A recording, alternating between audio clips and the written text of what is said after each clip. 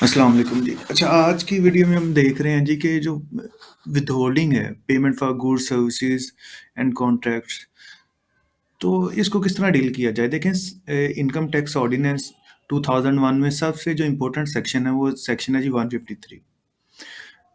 तो 90 टू 95% जो विथहोल्डिंग है ऑर्गेनाइज़ेशन में, वो 153 की विथहोल्डिंग हो रही होती है। तो बेसिकली सबसे प्राइम कंसर्न हमारा ये है कि हम 153 की विथहोल्डिंग को सीख सकें। और मेजॉरिटी लोगों को 153 की विथहोल्डिंग का नहीं आइडिया, तो हम आज इंशाल्लाह इसको देखेंगे। सबसे पहले पेमेंट फॉर गुड्स को देखेंगे कि आपने चीज़ें बेची या आपने चीज़ें सपोज आपने बाई की, तो उस पे आपने पेमेंट करते हुए कितनी विथहोल्डिंग करनी है। आपने सर्विसेज खरीदी, आपने उस पे कितनी विथहोल्डिंग करनी है। आपने कोई कॉन्ट्रैक्ट किया, आपने उसकी पेमेंट करते हुए कितनी विथहोल्डिंग करनी है। तो ये बेसिकली है जी कि जिस बंदे ने पेमेंट करनी है उसका स्टेटस क्या है। तो सबसे पहले हम देख लेते हैं जी, एवरी प्रिस्क्राइब्ड पर्सन। तो ये इंपॉर्टेंट टर्म जो है इसको मार्क कर लें जी। Prescribed person making a payment in full और part including a payment by way of advance. मतलब कि अगर आपने पेमेंट अगेंस्ट गुड्स सर्विसेज या कॉन्ट्रैक्ट अगर आपने एडवांस में भी की है, तो आपने टैक्स काट के उसको पेमेंट करनी है। चाहे आपने आधी पेमेंट की है, चाहे आपने फुल पेमेंट की है, या आपने एडवांस में पेमेंट कर दी है कि चीज़ें सर्विसेज या कॉन्ट्रैक्ट आपका पूरा हुआ ही नहीं और आपने उसको पेमेंट कर दी है। तो विथहोल्डिंग किसने करनी है? तो विथहोल्डिंग कह रहा है कि सिर्फ करनी है जी प्रिस्क्राइब्ड पर्सन ने। प्रिस्क्राइब्ड पर्सन को बाद में हम चेक कर लेते हैं, सबसे पहले आगे देख लेते हैं। For the sale of goods including toll manufacturing. Toll manufacturing ये है कि किसी और के आप पे किसी ने आपको चीज़ें दी या उसके पास प्लांट एंड मशीनरी नहीं है, आपके पास प्लांट एंड मशीनरी है, तो आपने उसको चीज़ें बना के दे दी। Except where payment is less than 75,000 rupees in aggregate during a financial year. अच्छा जी, वो कह रहा है कि हर प्रिस्क्राइब्ड पर्सन ने पेमेंट करते हुए, चाहे वो एडवांस पेमेंट हो, पार्शियल पेमेंट हो या फुल पेमेंट हो, अगेंस्ट गुड्स सर्विसेज और कॉन्ट्रैक्ट, उसने विथहोल्डिंग करनी है। और दूसरी बात वो आगे ये कह रहा है कि गुड्स के केस में अगर पूरे साल में उस बंदे को जो पेमेंट की है वो 75,000 से कम है, तो आपने विथहोल्डिंग नहीं करनी। तो हमारा थ्रेशोल्ड क्या है जी कि 75,000 से जो पेमेंट है वो 75,000 से एक्सीड करे। लेस देन 75,000 पे कोई विथहोल्डिंग नहीं करनी। अच्छा जी, फॉर रेंडरिंग और for providing of services except where payment is less than 30,000 rupees. अगर आपने पेमेंट 30,000 से कम की है प्रिस्क्राइब्ड पर्सन ने, तो आपने विथहोल्डिंग नहीं करनी। अच्छा, उससे आगे फर्दर चलें जी। On the conclusion on the execution of a contract including contract signed by a sports person, a contract for the sale of goods, a rendering of or providing services shall at the time of payment। अच्छा जी, ये आ गया जी contract का। तो prescribed person ने at the time of payment withholding करनी है जी for the sale of goods, for the rendering of services, on the execution of a contract.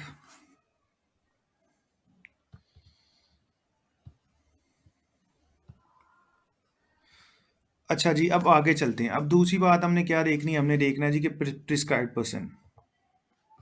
तो अब आगे चलते हैं जी। प्रिस्क्राइब्ड पर्सन की डेफिनेशन है सेक्शन 153 सब सेक्शन 7 में। तो हम प्रिस्क्राइब्ड पर्सन की डेफिनेशन देख लेते हैं।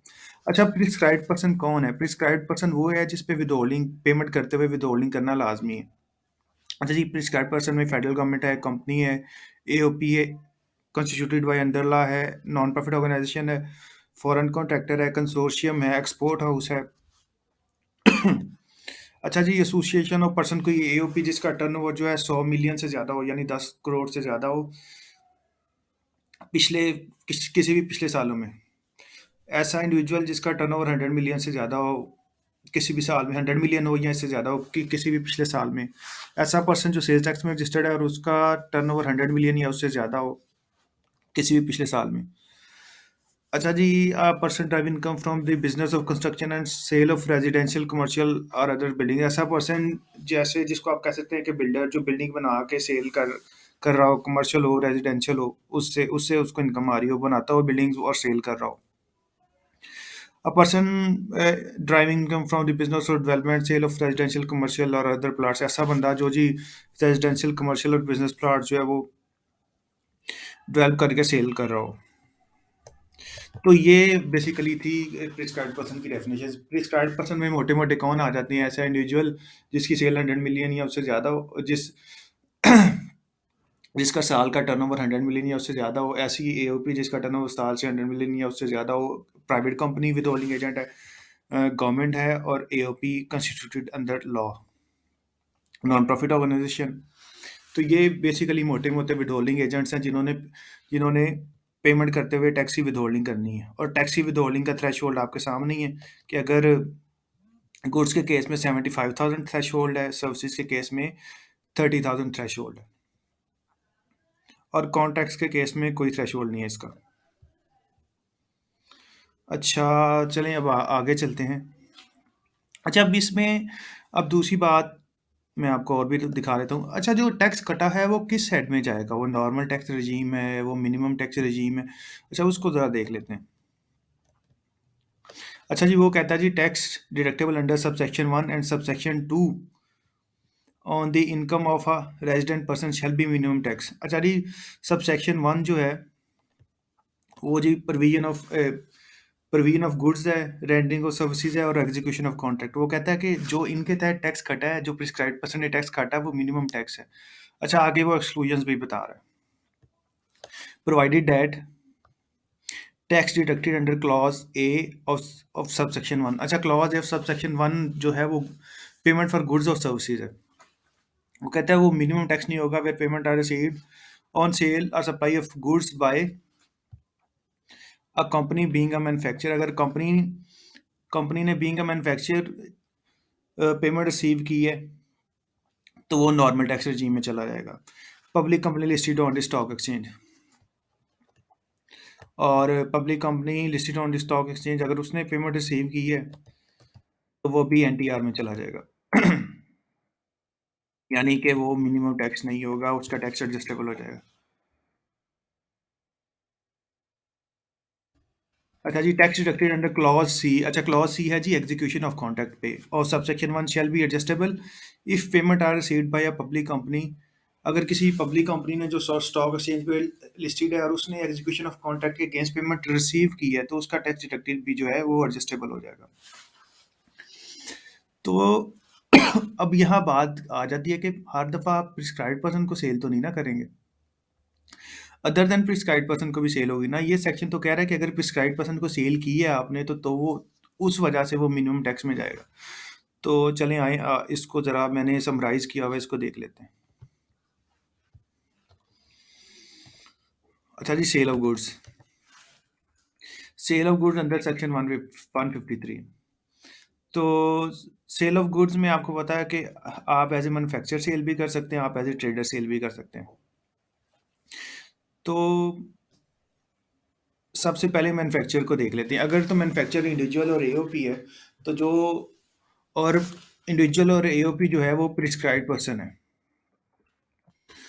जब प्रिस्क्राइब्ड पर्सन सेल करेगा मतलब कि ऐसा पर्सन जिसका टर्नओवर 100 मिलियन से ज़्यादा है, या एओपी जिसका टर्नओवर 100 मिलियन से ज़्यादा है, कंपनी है कोई, फेडरल गवर्नमेंट है, एंड सो ऑन व्हाट्सोएवर, जो भी विद उधर प्रिस्क्राइब्ड पर्सन में आ रहे थे, तो वो टैक्स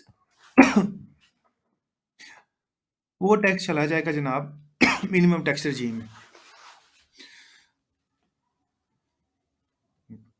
दूसरी बात है कि अगर किसी नॉन प्रिस्क्राइब्ड पर्सन हमने किसी नॉन प्रिस्क्राइब्ड पर्सन को सेल की है और नॉन प्रिस्क्राइब्ड पर्सन ने जब हमें पेमेंट करनी है तो उसने टैक्स तो डिडक्ट नहीं ना करना, तो मेरा टैक्स तो डिडक्ट हुआ ही नहीं, तो ये फिर नॉर्मल टैक्स रजीम में चला जाएगा। यानी वो मेरी इनकम है वो वो नॉर्मल टैक्स रजीम में चली जाएगी। ठीक हो गया जी। उसके अलावा अगर कंपनी है जो कंपनी को चाहे प्रिस्क्राइब्ड पर्सन पेमेंट करे चाहे नॉन प्रिस्क्राइब्ड पर्सन पेमेंट करे, इन केस ऑफ मैन्युफैक्चरिंग वो जनाब आपका एनटीआर में चला जाएगा। वो जो आपका टर्नओवर है वो एनटीआर में चला जाएगा, और उसमें एक्सपेंसेस अलाउ करके नेट लायबिलिटी हम निकालेंगे, टैक्सेबल इनकम जो है उसकी सेपरेट स्ट्रीम बन जाएगी जब आप at at the time of filing of income tax return उसकी टैक्स कंप्यूटेशन करेंगे।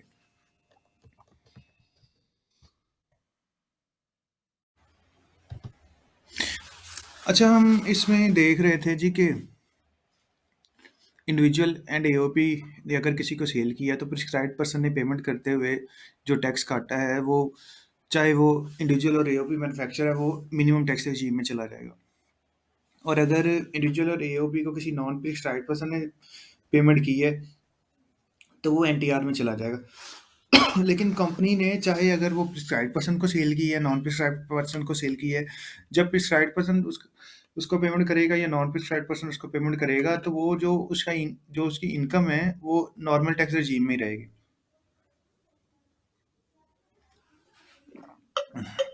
अच्छा, अब ट्रेडिंग पे चले जाते हैं। अगर इंडिविजुअल और एओपी किसी प्रिस्क्राइब्ड पर्सन को सेल करेगा और प्रिस्क्राइब्ड पर्सन पेमेंट करते हुए उसका टैक्स काटेगा तो वो मिनिमम टैक्स रेजीम में चला जाएगा। अच्छा, इंडिविजुअल और एओपी चाहे चाहे वो मैन्युफैक्चरर हो या गुड्स का ट्रेडर हो, वो दोनों केसेस में मिनिमम टैक्स रेजीम में चला जाएगा।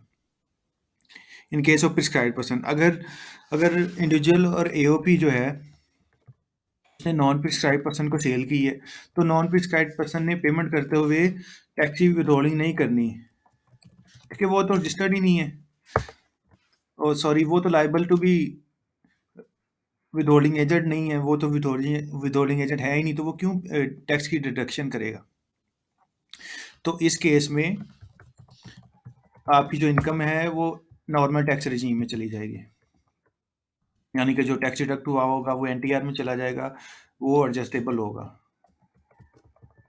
अच्छा, लिस्टेड कंपनी के केस में अगर आप लिस्टेड लिस्टेड कंपनी चाहे प्रिस्क्राइब्ड पर्सन को सेल करे चाहे नॉन प्रिस्क्राइब्ड पर्सन को सेल करे, वो जो उसकी ट्रेडिंग इनकम है ना वो एनटीआर में ही जाएगी और टैक्स डिडक्टेड जो है वो एडजस्टेबल हो जाएगा, जैसा कि मैं आपको दिखा भी दूं। यहाँ से भी आपको कंफर्म हो जाएगा जी।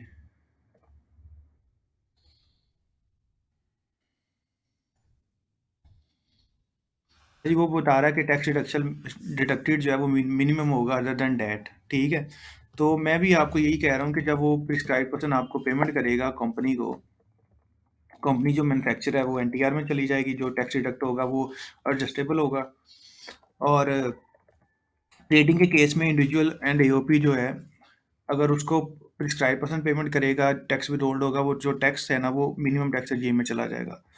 और नॉन प्रिस्क्राइब करेगा तो वो नॉर्मल टैक्स रेजीम में चला जाएगा। इसी तरह एक कंपनी के केस में अगर लिस्टेड कंपनी जो है वो सप्लाईज करेगी, वो ट्रेड करेगी गुड्स की, तो वो नॉर्मल उस पे जो टैक्स कटा होगा वो नॉर्मल नॉर्मल टैक्स होगा, वो एडजस्टेबल होगा और ये इनकम इनकी नॉर्मल टैक्स रेजीम में चली जाएगी।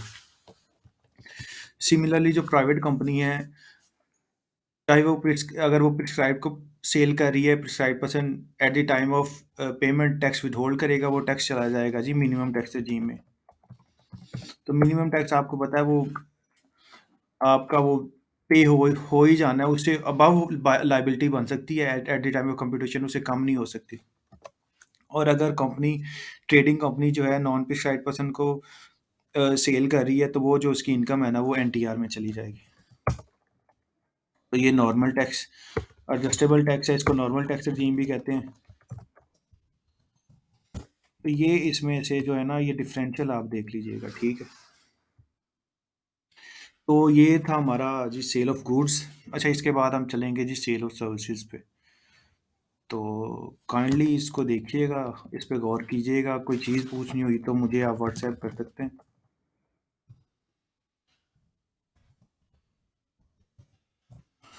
और काइंडली चैनल को सब्सक्राइब कीजिएगा।